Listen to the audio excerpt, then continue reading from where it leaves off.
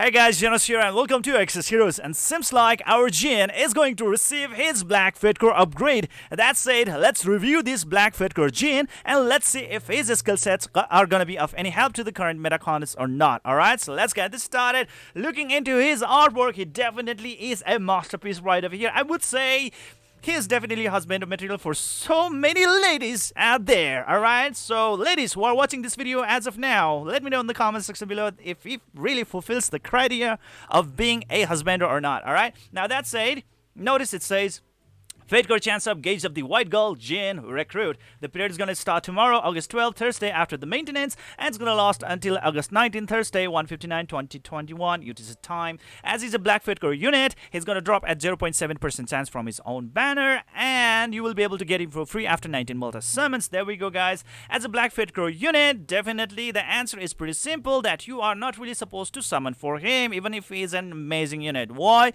Because one day or another, you will be able to get him just like that, thanks to a lot of Black Fit Core recruit tickets as well as Fit Core recruit tickets. That is like reward for so many events out there ongoing, right? So yeah, you will be able to get him without any problem at all in the due time. All right, so don't worry about it anyways.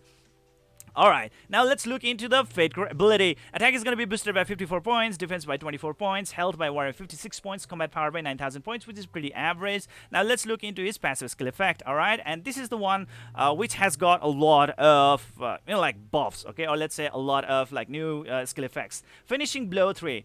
Attacks if an enemy takes damage and its health drops to 10% or less, against mana 1 mana, which is really helpful, especially against the Tranquil Mark effect. Being able to deal that lethal damage to the opponent so that they stay down. It's really good, guys. A Life Jacket buff effect. If an ally is affected by a debuff, removes all debuffs from the ally and increases critical hit for all allies by 300 points for 8 turns, which is already so good, even for him. All right, 300 points boost in the critical hit, being able to allow your DPS units or any kind of unit out there in your team to do the critical damage. It's such a good stuff, but thing is that it can be quite countered by the Fate Core Tantala as well at the same time. But if there is no Fate Core Tantala in the opponent team, it's going to be really helpful, to deal a lot of damage against your opponents, guys. It's so good, including the Jinn himself, who is so good at dealing really great damage against the single target opponents, right?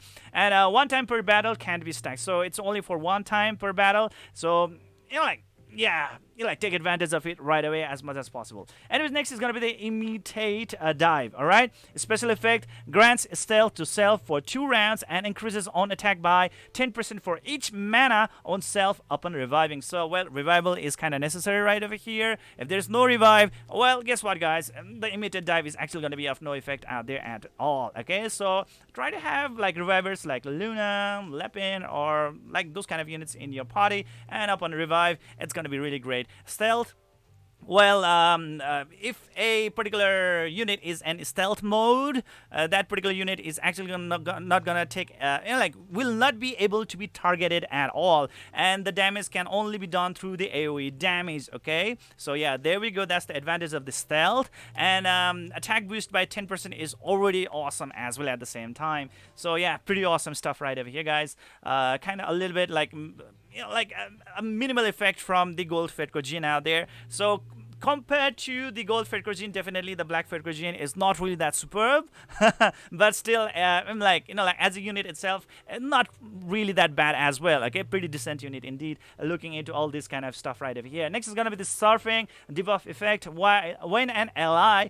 besides self attacks a charmed enemy, charm is an effect that is gonna be afflicted by the Genie on the opponents. All right, so try to have the Genie in your team, and definitely Jinn is the one who actually goes on with the team of Astorius Republic together with the Genie. In case if you don't have Gold Fate Core Jinn, in that time you can definitely use the Black Fate Core Jinn. But if you already have Gold Fate Core Jinn, no need to use Black Fate Core Jinn at all. Okay, so yeah, there we go, guys. When an ally besides self attacks a charmed enemy, attacks one of the target together. Wow, there we go, guys. duo attack right away. I mean, like, it's an extra attack damage right over there, guys, which is so good. And decreases the target's attack speed by 50 turns, which is so awesome at the same time. And it can actually be quite helpful, especially for this effect right over here, dealing that extra damage to the opponent whose health has dropped to 10% or less, okay, in order to keep your opponents down real good. So these all passive skill effects right over here really are pretty good, okay. So that actually does really give this Black Fetchcore Jinn a really healthy like opportunity to be used in the battlefield. But if you already do have Gold Fetchcore Jinn, then well tata bye bye to this Black Fetchcore Jinn. Anyways, now let's look into this fast skill effect. Shadow Dive Slash, active skill number 1, requires only 1 mana. That means like you will be able to spam this skill over and over and over again. A single target deals 180% damage to one enemy, and if you actually manage to kill that opponent, guess what? The turn resets. Okay, so yeah, that's the help. I mean, like, that's the advantage right over there. It's just that the damage that you will be able to deal with this particular skill is not going to be really that superb, though. All right. Because it's only like 1 mana cost, and definitely the signature force, it's kind of limited out here as well. The signature force damage and 180% damage is not really a huge damage modifier out there as well. Anyways, Ambush afflicts the target with silence for 3 turns and mana burn 1 mana if the target is charmed. Okay, silence is pretty great, and being able to burn the 1 mana of the opponent is also really awesome. And definitely, as the charm effect is actually kind of really emphasized right over here for the Black Fetchcore Jinn, definitely you are supposed to pair him up with your Genie or Fetchcore Genie, alright, in the Astoris Republic team. Active skill number 2, required mana 2, Water Technique, Echoing Bombardment.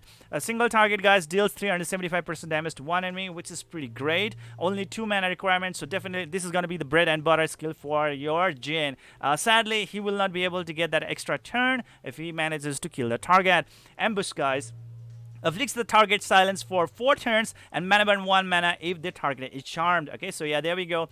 As he's a very fast unit, like I think 115 attack speed points, right, if I'm not wrong. So that actually makes him a very fast unit, and as a fast unit, like, as his skills really cost very low mana, that actually makes it really easy for him to be able to use his skills even if he's a fast unit, because like usually for the fast unit it really is hard for them to use their skills because of the high mana cost, but the skills right over here really do cost very low mana. So that means like even as a like starter, he's definitely going to be able to use his active skill 2 right away without any problem at all. The whole problem is that there is no burst effect right over here. Okay, so yeah, that's the problem right over here, guys. No burst effect, and that is such a sad stuff. Anyways, damage is going to be quite decent out there, and you will be able to silence the target as well as to burn the mana of the target under the influence of the charm by your Genie. Alright, anyways, that's it. Definitely, as I told you guys a while ago, you are not really supposed to summon for him. Don't waste your cess on him, because like one day eventually you will be able to get the Black Fetchcore Jinn without any problem at all, because there are a lot of like Fetchcore Recruit tickets going on around as the event rewards. Just claim them, and suddenly one day or another, just have some patience, you will be able to get him without any problem at all. Okay, so there we go, guys. Looking into the exclusive weapon right over here, guys. It's totally a scam. Please don't try to summon for it. If you're a whale, just go for it. That's up to you. Alright, but if you are a free-to-play player, or let's say a dolphin who really believes on wise spending, then this is really not a wise spending at all. Okay, it costs the same amount of cess that you are going to be using in order to summon for the Black Fetchcore Genie himself, and the probability is pretty much the same as well, so it's pretty much a scam. Don't try to go and fall for it. Not really worth it, guys. But when it comes to the unit, he definitely is a decent unit, and if you actually manage to get him somehow, one way or another, congratulations, he's really an amazing unit, okay, with all these skills right over here. But if you actually somehow already do have Gold Fetchcore Jinn, then he definitely is going to be totally overshadowed by the Gold Fetchcore Jinn, so there's no chance for him at all.